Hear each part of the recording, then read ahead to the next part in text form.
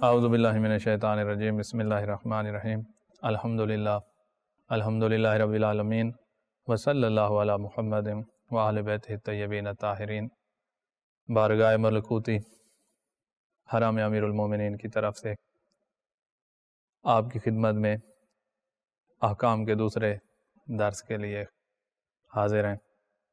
آج ہم بات کر رہے ہیں مطہرات کی۔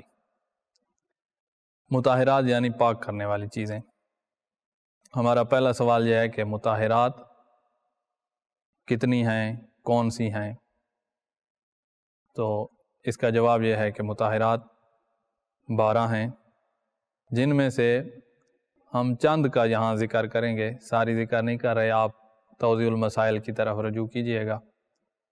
یہاں وہ ذکر ہو رہی ہیں جو اکثر آپ کو پیش آنے والے مسائل ہیں، صرف ہم وہی ذکر کر سکتے ہیں، وقت کم ہے۔ پہلی چیز جو مطہرات میں سے آئے وہ ہے پانی۔ پانی نجس چیز کو پاک کرتا ہے۔ آپ کا جسم نجس ہے، لباس نجس ہے تو اس کو پاک کر دے گا۔ پانی کی فقہ میں 2 قسمیں کی گئی ہیں، ایک ہے مطلق پانی، ایک ہے مضاف پانی۔ اس کا خلاصہ یہ ہے کہ ہر وہ مائع، ہر وہ بہنے والی چیز جس کو پانی نہ کہا جا سکے اس کو مضاف کہتے ہیں، اور جس کو پانی کہا جا سکے اس کو مطلق کہتے ہیں۔ مضاف کی مثالیں جیسے بہنے والی چیز ہے دودھ، لیکن اس کو پانی نہیں کہہ سکتے۔ بہنے والی چیز ہے گھی، لیکن اس کو پانی نہیں کہہ سکتے۔ بہنے والی چیز تیل ہے، شربت ہے تو اس کو ہم، یا شوربہ ہے تو اس کو ہم شوربہ کہتے ہیں، شربت کہتے ہیں، اس کو ہم پانی نہیں کہہ سکتے۔ تو جس کو ہم پانی نہیں کہہ سکتے وہ ہے مضاف، اور جس کو ہم پانی کہہ سکیں وہ ہے مطلق پانی، اس کو ہم کہتے ہیں۔ مضاف کا حکم یہ ہے، جس کو پانی نہیں کہہ سکتے، جس کو ہم مضاف کہہ رہے ہیں، اس کا حکم یہ ہے کہ اس سے جیسے نجاست ملاقات کرے گی، چاہے وہ ہزاروں لیٹروں میں ہی کیوں نہ ہو، وہ سارا نجس ہو جائے گا۔ ایک قطرہ نجاست کا گیا ہے، سارا نجس۔ اور اس مضاف سے غسل بھی نہیں کر سکتے، وضو بھی نہیں کر سکتے، کوئی چیز نجس ہے تو اس کو پاک بھی نہیں کر سکتے۔ یہ ہے مضاف کا حکم۔ دوسرا جس کو ہم مطلق پانی کہہ رہے ہیں، جس کو لفظ پانی جس پر استعمال کر سکتے ہیں۔ کبھی ایسا ہوتا ہے دریا میں پانی آ رہا ہے تو اس میں مٹی ملی ہوئی ہے، لیکن پھر بھی اس کو ہمارا معاشرہ، ہمارا عرف اس کو پانی کہتا ہے۔ تو جس کو پانی کہا جائے اس کا حکم یہ ہے کہ وہ چیزوں کو پاک بھی کرتا ہے، اس سے وضو بھی ہو سکتا ہے، اس سے غسل بھی ہو سکتا ہے۔ تو لہذا شروع میں ہم یہ 2 قسمیں کر رہے ہیں۔ پہلی قسم، پہلی مطہرات میں سے پہلا ہے پانی۔ فرما رہے ہیں کہ مائعات 2 قسم کے ہیں، جن میں سے کچھ کو پانی کہہ سکتے ہیں اور کچھ کو نہیں، ان کو پانی نہیں کہہ سکتے۔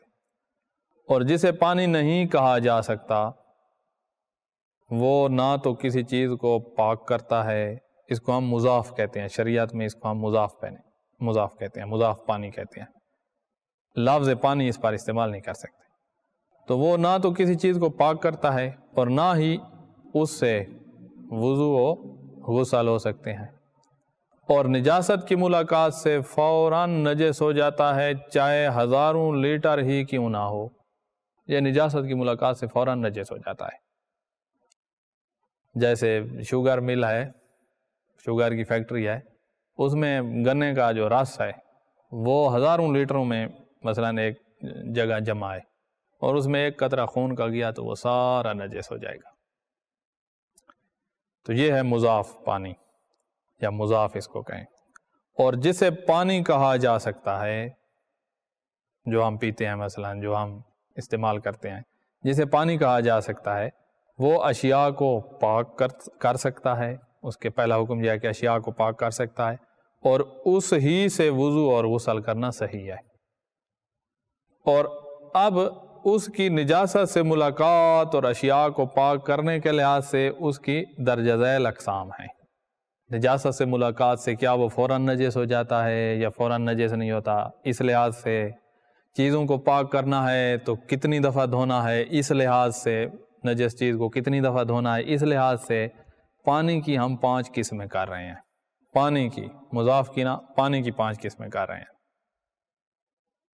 نجاست اس میں گر گئی ہے اس لحاظ سے کہ وہ فوراً نجس ہو جاتا ہے یا نہیں ہوتا, اور چیز کو پاک کرنا اس لحاظ سے ہم اس کی 5 قسمیں کر رہے ہیں. پہلی قسم جو پانی کی ہے وہ ہے کور پانی. کور ایک مقدار کا نام ہے کہ پانی کی مقدار اگر 384 لیٹر ہے تو یہ کور ہے. 384 لیٹر ہے, اس سے زیادہ ہے تو اس کو ہم کور کہیں گے. نمبر 1 کور پانی, 384 لیٹر یا اس سے زیادہ مقدار کو کور کہا جاتا ہے. دوسرا ہے کنویں میں موجود پانی. نمبر 2 کنویں میں موجود پانی, کنویں سے جو ڈول بھرا ہے وہ نہ, جو کنویں کی تہہ میں موجود ہے اس کی بات کر رہے ہیں, یہ دوسری قسم ہو گئی. نمبر 3 بارش کا پانی. بارش کا پانی اس وقت جب بارش برس رہی ہو, ایسے نہ کہ بارش رک گئی اور جو زمین پہ کھڑا ہے ہم اس کی بات نہیں کہہ رہے, جو زمین پہ ٹھہرا ہوا ہے اس کی بات نہیں کر رہے. بارش برس رہی ہو اور وہ جو برس رہی ہے اس کو بارش بھی کہا جائے, وہ بوندا باندی نہ ہو, بارش ہو. تو بارش ہو اور برستے وقت جو پانی حاصل ہو رہا ہے اس کو کہتے ہیں بارش کا پانی. تو ہم اس کی باتیں آگے کریں گے.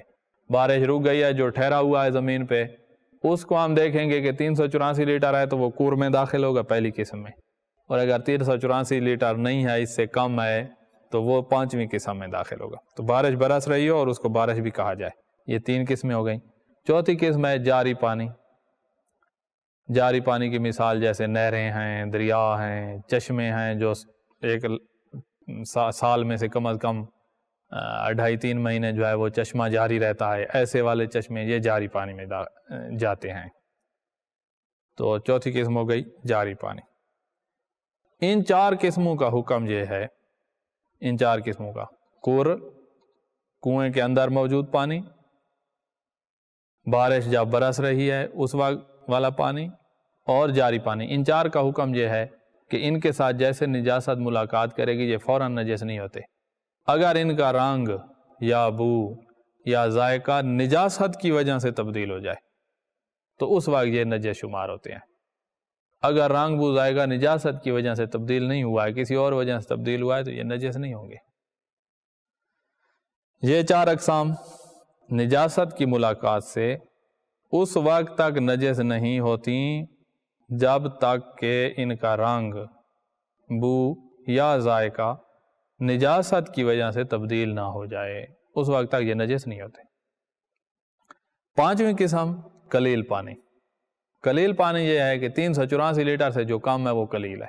383 لیٹر ہے, 382 ہے, یا 1 لیٹر ہے, 2 لیٹر ہے, یا اس سے کم ہے, یہ قلیل پانی ہے. اور قلیل پانی کا حکم یہ ہے کہ جیسے اس سے نجاست کی ملاقات ہوگی یہ فوراً نجس ہو جائے گا, یہ فوراً نجس ہو جائے گا. نمبر 5 قلیل پانی جو 384 لیٹر سے کم ہو اور دوسری, تیسری اور چوتھی قسم میں سے نہ ہو. 384 لیٹر سے کم ہے, بارش کا پانی بھی نہیں ہے, جاری میں بھی داخل نہیں ہو رہا, کنویں میں موجود جو تہہ میں ہوتا ہے وہ بھی نہیں ہے, 384 لیٹر سے کم ہے تو یہ قلیل پانی ہے. اور یہ پانی نجاست کی ملاقات سے فوراً نجس ہو جاتا ہے, چاہے اس کا رنگ, بو یا ذائقہ تبدیل نہ بھی ہو. نجاست گئی ہے, رنگ بو ذائقہ کوئی تبدیلی نہیں آئی ہے, سارا نجس ہو گیا. مثلا 380 لیٹر ہے پانی, 84 کور ہوتا ہے, 380 لیٹر ہے, کور سے کم ہے, جاری بھی نہیں ہے, بارش بھی نہیں ہے, کنویں والا بھی نہیں ہے, ایسے کسی گڑھے میں ٹھہرا ہوا پانی ہے, اس میں 1 قطرہ خون کا گیا ہے, 1 قطرے سے کوئی تبدیلی نہیں ہوگی, لیکن وہ سارے کا سارا نجس ہے, نجس ہو جائے گا. یہ اقسام ختم ہوئی. یہاں دوسرا سوال ہے کہ برتن جو کھانے پینے میں استعمال ہوتے ہیں, برتن نجس ہو جائے تو کیسے پاک ہوگا؟ برتن, سوال نمبر 2, کھانے پینے کے برتن اگر نجس ہو جائیں, بریکٹ میں لکھا ہوا ہے کہ کتا, سور, جنگلی چوہے کے مرنے اور شراب کے علاوہ, ان کے علاوہ سے برتن نجس ہوا ہے. کتے نے نجس نہیں کیا ہے, خنزیر نے نجس نہیں کیا ہے, وہ جو بڑا چوہا ہوتا ہے وہ اکثر جنگل میں رہتا ہے اس لیے اس کو جنگلی چوہا کہتے ہیں, وہ اس طرح نہیں ہوتا جیسے ہمارے گھروں میں رہتے ہیں. وہ والا مر گیا ہے برتن میں، یا شراب والے برتن ہیں، ان کی بات ہم نہیں کر رہے، اس کے علاوہ کسی چیز سے نجس ہوا ہے، مثال کے طور پر چائے کے کپ میں ہونٹ کا خون لگ جائے، یا اسی طرح دیگچا میں خون گر جائے، تو اس کو کیسے پاک کیا جائے گا، اس کا کیا حکم ہے؟ تو فرما رہے ہیں کہ ایسے برتن کی دو صورتیں ہیں۔ جواب، ایسے برتن کی دو صورتیں ہیں، ایک دفعہ برتن کا اندرونی حصہ نجس ہوتا ہے اور ایک دفعہ بیرونی حصہ نجس ہو۔ اندرونی حصہ نجس ہو تو اور حکم ہے، بیرونی حصہ نجس ہو تو اور حکم ہے۔ اگر اندرونی حصہ نجس ہو اور ہم قلیل پانی سے اس کو دھو رہے ہوں، دیکھا اب وہ اقسام آئیں گی، جاری پانی سے دھو رہے ہیں، کور سے دھو رہے ہیں، قلیل سے دھو رہے ہیں، یہ اگر اندرونی حصہ نجس ہو اور قلیل پانی سے ہم دھو رہے ہوں تو فتویٰ ہے کہ 3 دفعہ دھویا جائے۔ برتن جس نجاست سے نجس ہے، وہ کتا خنزیر اور شراب کی بات نہیں ہو رہی، مثلا پیشاب سے نجس ہے، خون سے نجس ہے، کافر نے نجس کیا اپنا ہاتھ ڈال کے، اندرونی حصہ نجس ہے، قلیل پانی سے دھو رہے ہیں تو 3 دفعہ دھوئیں، قلیل کے علاوہ کور سے دھو رہے ہیں، جاری سے دھو رہے ہیں، بارش برسری آگے رکھ دیا، یا کنویں کے اندر داخل ہو کر وہ تہہ میں بیٹھ کے دھو رہے ہیں، تو یہاں پر برتن کو احتیاط واجب کی بنا پر 3 دفعہ دھویا جائے گا۔ فتویٰ نہیں ہے، قلیل میں فتویٰ ہے، ان میں فتویٰ نہیں ہے۔ جب فتویٰ نہ ہو، احتیاط واجب ہو، تو عالم مجتہد کہہ رہا ہے کہ میرے تقلید میں رہتے ہو تو 3 دفعہ دھو لو، لیکن آپ کو اختیار ہے کہ اسی مسئلہ میں جو مجھ سے کم علم والا ہے لیکن دوسروں سے زیادہ ہے، جس کو ہم فال عالم کہتے ہیں، اسی مسئلہ میں اس کی طرف رجوع کر دو۔ اگر وہ کہے کہ بھئی 2 دفعہ دھو لو کافی ہے، تو پھر آپ اس مسئلہ میں اس کی تقلید کر کے 2 دفعہ دھونے پر اکتفا کر سکتے ہیں۔ ایسے برتن کی 2 صورتیں ہیں۔ نمبر 1، الف، برتن کا اندرونی حصہ نجس ہو جائے تو اس کا حکم یہ ہے کہ قلیل پانی سے 3 دفعہ دھونا ضروری ہے، یہ فتویٰ ہے، اور احتیاط لازم کی بنا پر کور، جاری اور بارش کے پانی سے بھی 3 دفعہ دھونا ضروری ہے۔ دوسری صورت، برتن کا بیرونی حصہ نجس ہو جائے تو ہر پانی میں 1 دفعہ دھونا کافی ہے۔ برتن کا بیرونی حصہ نجس ہو جائے تو پانی کی 5 اقسام میں 1 دفعہ دھونا کافی ہے۔ 1 دفعہ دھوئیں، نجاست چلی جائے، ایسے نہ ہو کہ دھویا ہے اور ابھی بھی خون چمٹا ہوا ہے، نہ، نجاست اسی دھونے میں چلی جائے۔ وہ جو 3 دفعہ ہم کہہ رہے ہیں دھونا ہے اندرونی جانب، تو پہلی دفعہ جو دھونا ہے اس میں ایسے دھوئیں کہ نجاست ختم ہو جائے، اس کے بعد دوسری اور تیسری دفعہ دھونا نجاست کے بغیر ہی دھونا ہے، نجاست پہلی دفعہ دھونے میں ختم کرنی ہے ہمیشہ۔ یہاں اب سوال آئے گا کہ آپ نے کہا کہ کتا اور خنزیر اور ان سے نجس برتن کی بات نہ کریں، اگر کتا نجس کر جائے کسی برتن کو تو اس کو کیسے پاک کیا جائے گا؟ یہ مسئلہ پہلے زمانوں میں بہت پیش آتا تھا، اور آج کل پڑھے لکھے لوگ بھی کتے اپنے گھروں میں رکھے ہوئے ہیں۔ تو کتا اگر نجس کر جائے برتن کو تو اس کو کیسے پاک کیا جائے گا؟ یہ ہمارا تیسرا سوال ہے۔ سوال، اگر کتے سے برتن کا اندرونی حصہ نجس ہو جائے، اندرونی حصہ، بیرونی حصے کی بات ہم نہیں کر رہے، وہ بعد میں کریں گے، اس میں آئے کہ 1 دفعہ ہی دھویا جائے گا۔ اندرونی حصہ نجس ہو جائے، کتے نے نجس کیا ہے، تو کیسے پاک کیا جائے گا؟ تو اس کے جواب میں ہم کہتے ہیں کہ یہاں 4 صورتیں ہیں، 2 صورتوں کا ایک حکم ہے، اور تیسری اور چوتھی صورت جو ہے ان 2 صورتوں کا اور حکم ہے۔ پہلی دوسری صورت کا اور حکم ہے، تیسری چوتھی صورت کا اور حکم ہے۔ پہلی دوسری صورت، یہ نجس کرنے کے لحاظ سے کتے نے کس طرح نجس کیا ہے، پانی پیا ہے، اس میں سے کوئی مائع چیز پی ہے، اس طرح نجس کیا ہے، یا اس کو چاٹا ہے اندر سے اپنی زبان کے ساتھ، یہ 2 صورتیں جو ہے۔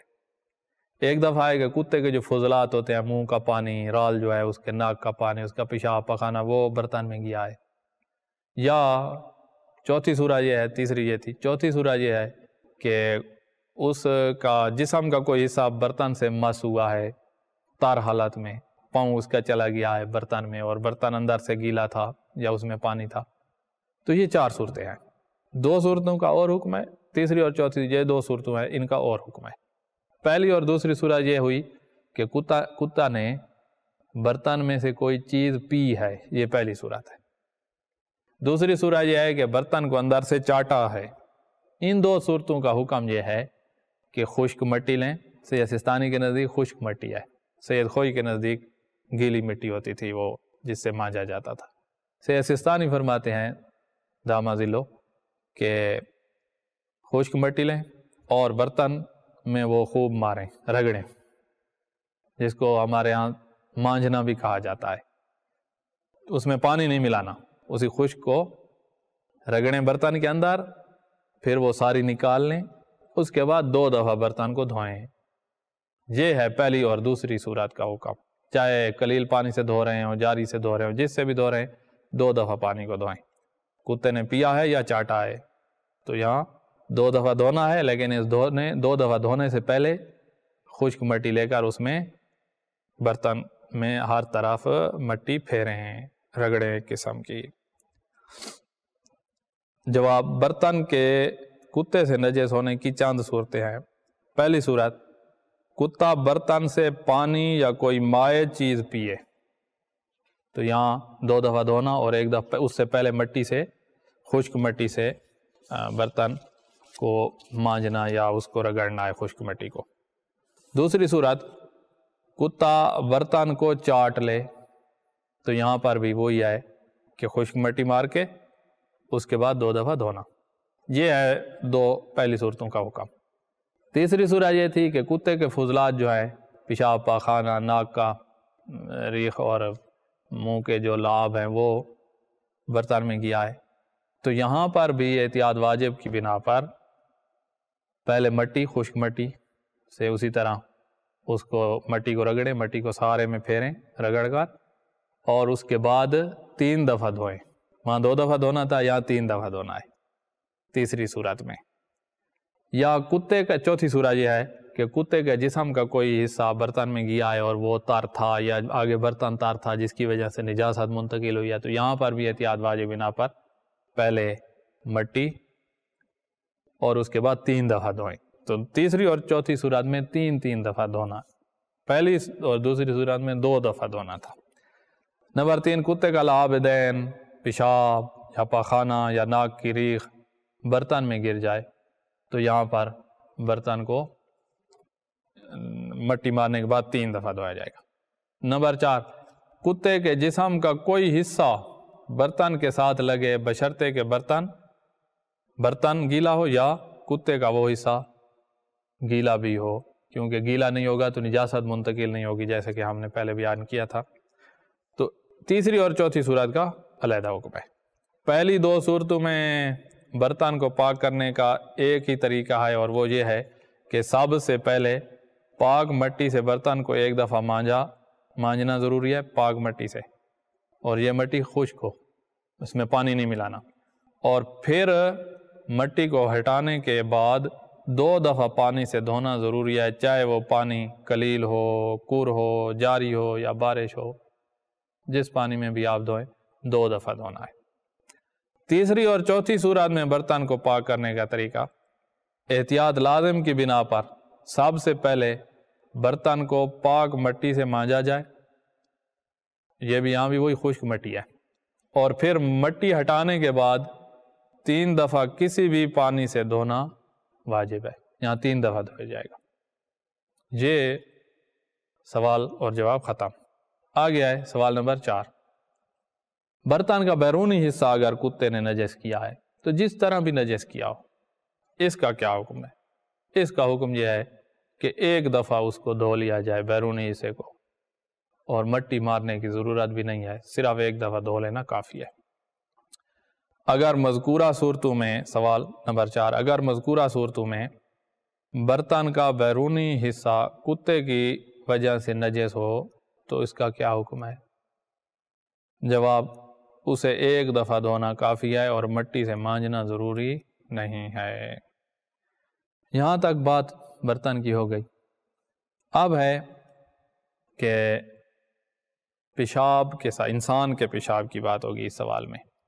پیشاب کے ساتھ لباس نجس ہوا ہے، ہر کپڑا نہ لباس جو ہم پہنتے ہیں، اور یا بدن نجس ہوا ہے، انسان کا بدن، حیوان کے بدن کی بات نہیں ہو رہی۔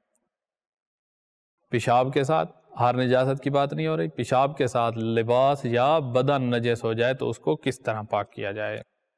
سوال نمبر 5، لباس اور بدن اگر پیشاب سے نجس ہو جائیں تو کیا حکم ہے؟ جواب، قلیل پانی، اس جواب کا خلاصہ یہ ہے کہ قلیل پانی سے اگر آپ دھو رہے ہیں تو 2 دفعہ دھوئیں۔ پہلی دفعہ دھونے میں نجاست ختم ہو جائے، پیشاب چلا جائے، دوسری دفعہ دھونا اضافی ہوتا ہے۔ تو قلیل پانی میں دھو رہے ہیں تو 2 دفعہ دھوئیں گے۔ اب یہیں پر غلطی کرتے ہیں بعض مومنین کہ وہ پیشاب ہاتھ پہ لگ گیا ہے تو وہ 1 دفعہ دھو کے، وہ 1 دفعہ دھونا چاہے 1 منٹ پورا دھوتا رہا ہے، 2 منٹ 5 منٹ دھوتا رہا ہے، تو وہ ٹوٹی کے آگے جب تک پکڑے ہوئے ہے وہ 1 دفعہ ہی دھونا ہے، ہٹائے گا پھر دوسری دفعہ لے آئے گا ہاتھ کو تو یہ دوسری دفعہ دھونا شمار ہوگا۔ تو قلیل پانی میں بدن کو بھی 2 دفعہ دھونا ہے، پیشاب سے نجس، اور لباس کو بھی 2 دفعہ دھونا ہے، اور قلیل پانی ہے تو لباس کا نچوڑنا بھی ضروری ہے۔ تو یہ قلیل پانی میں یہ حکم ہے، پہلی دفعہ بھی نچوڑے گا، دوسری دفعہ بھی لباس کو نچوڑے گا۔ قلیل کے علاوہ جاری میں اگر دھو رہا ہے تو 1 دفعہ دھونا کافی ہے۔ جاری پانی نہر میں آئے، اس میں ہاتھ ڈبو دیا اس نے اور دھل گیا، 1 دفعہ ہی کافی ہے، نکال کے دوسری دفعہ ڈالنا ضروری نہیں ہے۔ جاری پانی میں لباس کو بھی 1 دفعہ دھونا، بدن کو بھی 1 دفعہ، اور جاری میں دھوئیں لباس تو نچوڑنا ضروری نہیں ہوتا، صرف قلیل میں نچوڑنا ضروری ہوتا ہے، کور میں، جاری میں، بارش میں، کنویں میں، کہیں بھی نچوڑنا ضروری نہیں ہوتا۔ تو قلیل پانی میں جواب، قلیل پانی سے 2 دفعہ دھونا ضروری ہے بدن یا لباس کو، اور نچوڑنا بھی ہر دفعہ ضروری ہے لباس کو۔ جاری پانی سے 1 دفعہ دھونا کافی ہے اور نچوڑنا ضروری نہیں ہے۔ یہ قلیل اور جاری تو واضح ہو گئے۔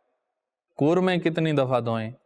جاری پانی، بارش کے پانی میں کتنی، بارش جب برس رہی ہے وہی جو پہلے بیان کیا ہے، بارش میں کتنی دفعہ دھوئیں اور کور میں کتنی دفعہ دھوئیں؟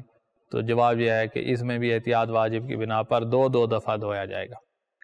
ہاں کور ہے یا بارش، اس میں لباس کا نچوڑنا ضروری نہیں ہوتا، احتیاط واجب بنا پر کور میں بھی 2 دفعہ دھوئیں لباس کو اور بدن کو، اور جاری میں بھی، بارش میں بھی 2 دفعہ دھویا جائے گا۔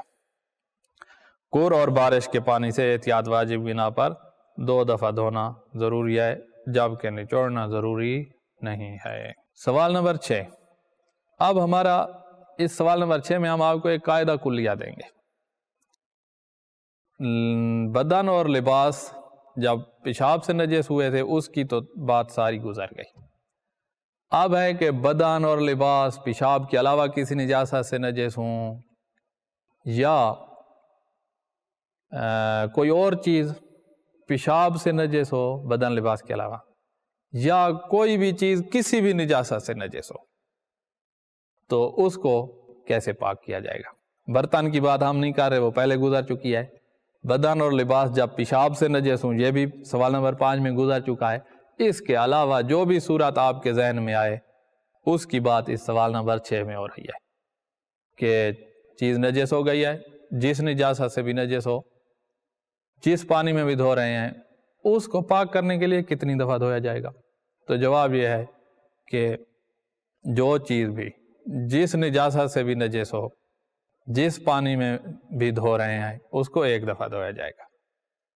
بس برتن کی بات گزر چکی ہے، اور لباس جب پیشاب سے نجس ہو یا بدن پیشاب سے نجس ہو، یہ گزر چکا ہے، اس کے علاوہ کی بات ہم کر رہے ہیں۔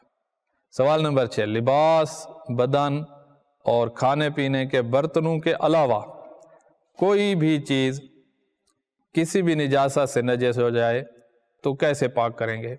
جو بھی صورت آپ کے ذہن میں آتی ہے تو اس کا جواب یہ ہے، قلیل پانی سے 1 دفعہ دھونا کافی ہے، اور چیز اگر نچوڑی جانے والی چیز ہے، جیسے لباس ہوتا ہے، جیسے کپڑا ہوتا ہے، کچھ قالینیں بھی ایسے ہوتی ہیں جن کو نچوڑا جاتا ہے، چیز اگر نچوڑی جانے والی ہو تو پھر اس کو نچوڑا بھی جائے گا۔ یہ ہے قلیل پانی میں۔ قلیل پانی کے علاوہ یعنی کور، جاری اور بارش کے پانی سے بھی 1 دفعہ دھونا کافی ہے، لیکن نچوڑی جانے والی چیز کا نچوڑنا ضروری نہیں ہے۔ اسی طرح اگر لباس اور بدن پیشاب کے علاوہ سے نجس ہوں تو بھی یہی حکم ہے، یعنی 1 دفعہ دھونا کافی ہے۔ اچھا، وہ کپڑے جو ہم پہنتے نہیں ہیں، جیسے بیڈ شیٹ ہے یا کوئی چادر ہے جو ہم پہنتے نہیں ہیں، وہ اگر نجس ہو جائے، فرض کرو پیشاب سے نجس ہو جائے، تو کیا اس کا حکم لباس والا ہوگا یعنی 2 دفعہ دھویا جائے گا، یا اس کا حکم عام چیزوں والا ہوگا یعنی 1 دفعہ؟ تو جواب یہ ہے کہ ہر کپڑے کا حکم لباس والا نہیں ہے. لباس کے علاوہ جو کپڑے ہیں ان کو 1 دفعہ دھویا جائے گا، چاہے جس نجاسہ سے بھی نجس ہیں، پیشاب سے نجس ہیں، خون سے نجس ہیں، منی سے نجس ہیں، کپڑے کو 1 دفعہ دھویا جائے گا. نوٹ: وہ کپڑے جو پہنے نہیں جاتے وہ لباس میں شامل نہیں، پس ان کو پاک کرنے کا یہی حکم ہے، یعنی 1 دفعہ ہی دھویا جائے گا. ہاں، قلیل پانی میں نچوڑا بھی جائے گا، اور قلیل نہیں ہے تو نچوڑنے کی ضرورت نہیں ہے. والحمدللہ رب العالمین.